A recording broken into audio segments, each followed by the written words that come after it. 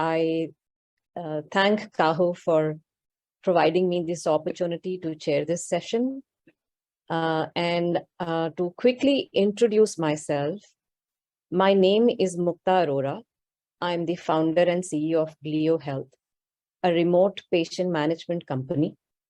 We help hospitals and clinics provide therapeutic interventions to patients beyond their four walls by using our patent-filed platform, which is built on consortium of technologies from medical IoTs, cloud, analytics, adherence engines, medical communication engine, and AI ML. This session brings a potpourri of ideas and strategies on clinical data analytics, digital workforce, and tracking quality. And we are all aware that technology implementations are not complete without workforce quality as well as data analytics into the pie. We have Dr. Arun Sitaram, who's the Director of Business Development at MedBlaze, a health tech company in the space of electronic quality management and patient experience management. Dr. Arun has published several papers and undertaken funded research in patient safety, operations management, hospital finance, and marketing. And today we are going to listen to Dr. Arun's talk on how to track quality in digital era. So friends, we all know measuring quality means collecting and analyzing data, but an exponentially expanding volume of available health information makes this data collection, let alone analysis, very, very challenging. So let's hear from Dr. Arun, his views on tracking quality digitally. Over to you, Dr. Arun. Yeah, thank you. Good evening, one and all, and thank you, Ms. Mukta, for a nice introduction. Today I'll be talking on the topic tracking quality digitally, which is very close to me and also to the company where I work, which is on a mission to improve quality and safety in hospitals using data. Let's first understand, why quality matters. I think, the whole 2 days or 3 days of the CAHOTECH is focusing on improving quality, patient safety, and we have been hearing a lot of times on the importance of having quality in hospitals. But why it is very relevant, especially in the current scenario, is that one is that hospitals are facing a lot of challenges with the emergence of what we call as the e-patients. So e-patients these are educated patients, these are empowered patients. They have a lot of expectations and they're electronically savvy. So they're used to on-demand services, be it ordering food on apps or ordering a teleconsultation on apps. So these are the new age consumers who demand a lot of things, and they have high expectations, especially from the healthcare point of view.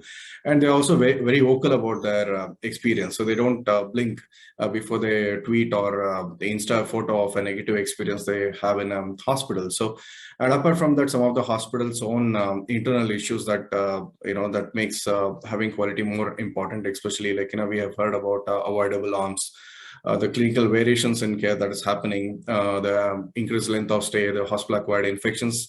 And apart from that, all these things adds to the higher operating cost. And also we have facing a lot of staffing issues in the hospital, especially post-COVID scenario. A lot of healthcare workers are leaving hospitals, so they are looking at other pastures of employment and other things. And all these things are adding to a lot of pressure in the hospital and also for the administrators, and ultimately boiling down to the bottom line where the revenues are affected. So it becomes very important for the hospitals to focus on quality, especially to sustain their operations.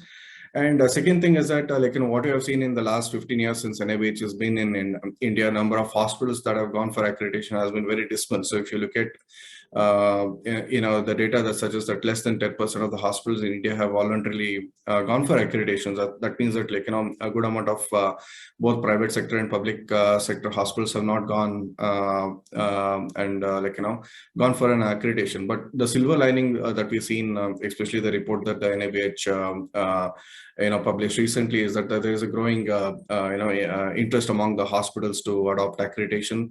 That is being seen by the number of applications the NIH has received, especially for the entry-level accreditations. And third important reason as to why quality is very important is a lot. I think in the previous session also the speakers have spoken about value-based care.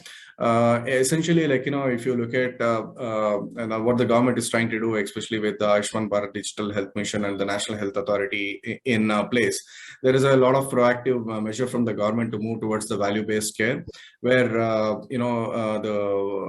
the beneficiaries of the government programs will be reimbursed not on the number of services that they have taken, but the hospitals will be reimbursed based on the outcomes of care. So this becomes very important from now on, where the outcomes get measured, the patient experience gets measured as we move towards the value-based care. So recently also the National Health Authority has invited stakeholders to provide their opinion regarding the implementation of the value-based care. So it's just a matter of time before we have this implementation happening, especially with the Ayushman Bharat, under the Ayushman Bharat mission. And hospitals also realize that a lot of poor quality issues that they're facing, which is affecting their bottom line. Many of the time there was a debate whether to go for accreditation, whether to implement on certain quality improvement efforts and otherwise, but they have realized that the cost of implementation is much less compared to the cost of poor quality that most of these hospitals are facing, especially with respect to the negative patient experience, increased length of stay, increased use of consumables, and the wasteful expenditures that are resulting as a matter of poor quality.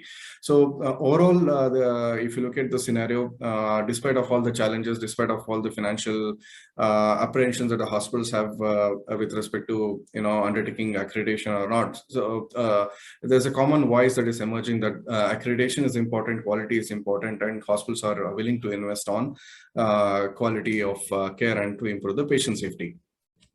Let us look at the scenario of patient safety today. It is no less what was probably in the 1990s. In fact, studies have shown that patients are more harmed now compared to what they would probably be in the 90s.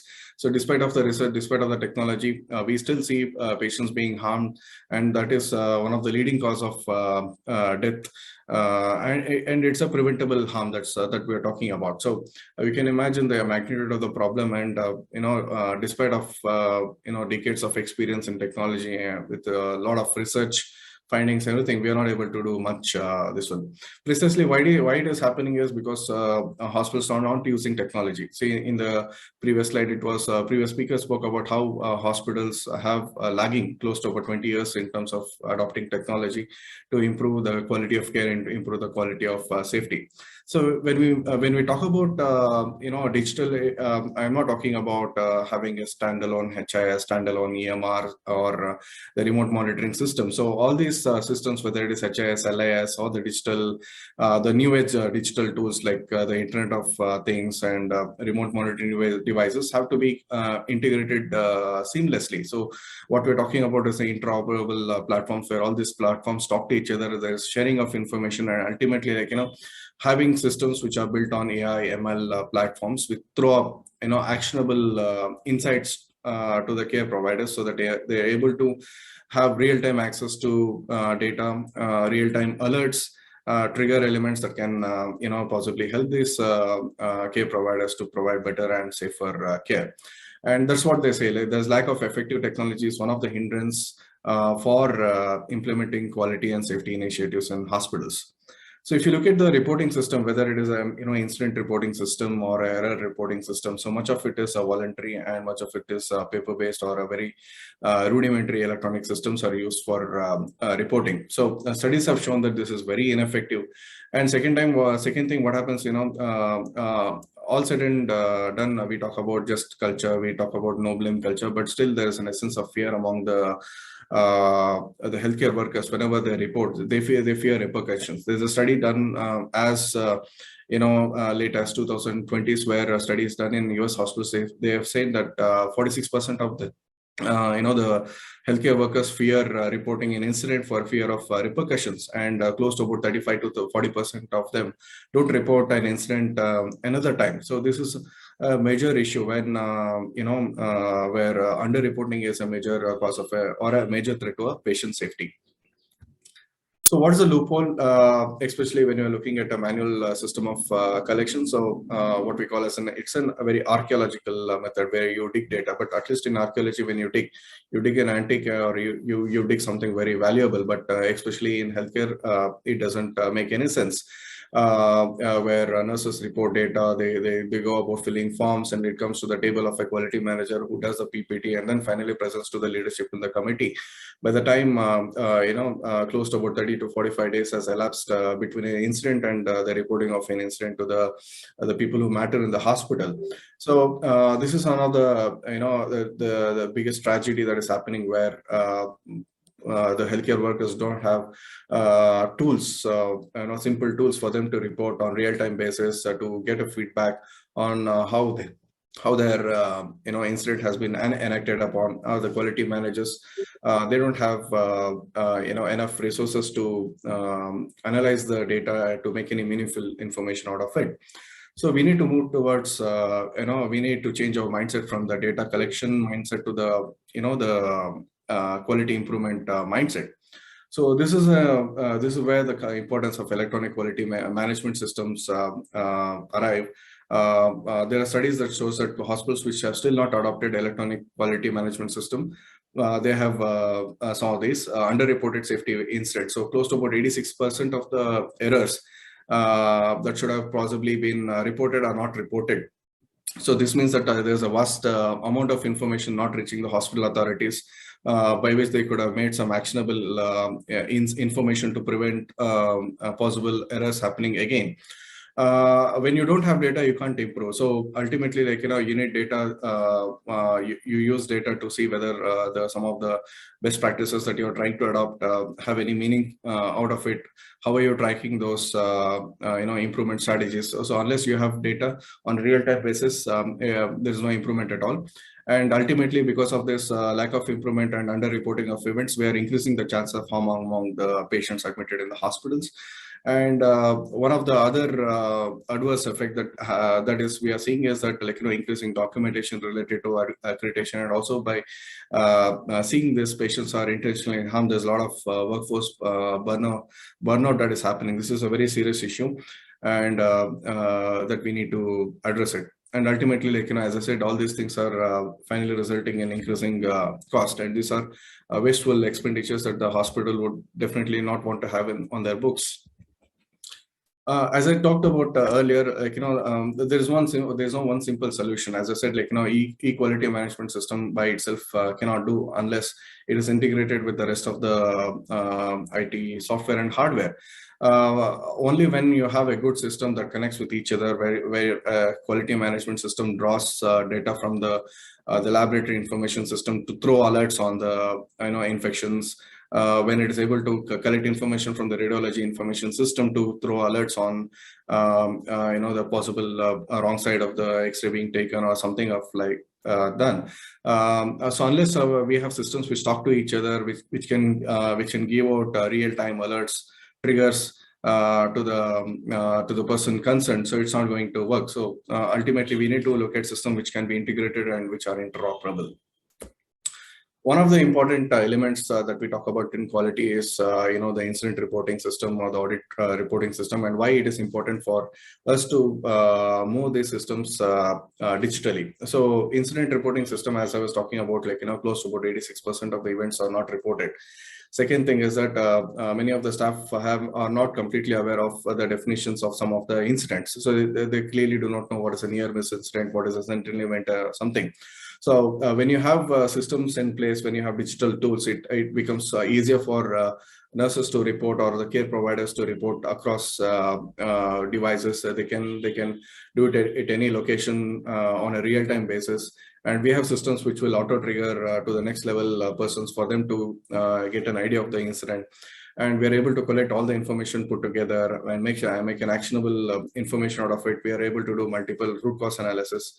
And root cause analysis is one of the important quality tool that helps organizations to analyze the incidents and also to come up with preventive and corrective actions. So you can imagine a scenario where nurse writes in the paper, and this piece of paper goes, and they're not able to comprehend what is written in the paper.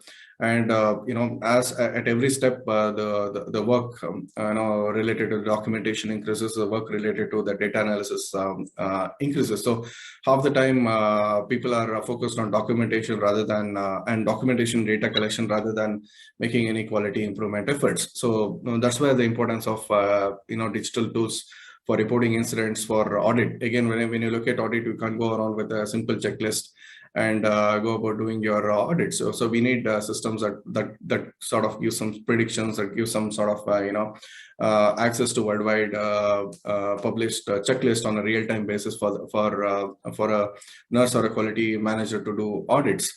And infection control is another area where the digital surveillance has made a very huge impact, especially we are speaking about IHI trigger tools where the quality management system draws information from the laboratory information system on possible infection scenario and triggers to the care provider or the infection preventionists.